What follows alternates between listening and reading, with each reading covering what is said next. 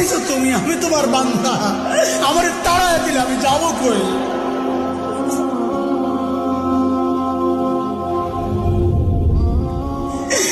কই যাব? তুমি ছাড়া মাফ করবে কে বলো? কার কাছে যাওয়া ভিক্ষার হাত পাতবো বলো? কি দোয়া শিখাইয়া দিচ্ছেন নবী ভাই, কি দোয়া শিখাইয়া দিচ্ছেন। ওইভাবে মালিককে বলেন না একা একা, তুমি আমার রব, আনতা রব্বি, আনতা রব্বি, আর কেউ না।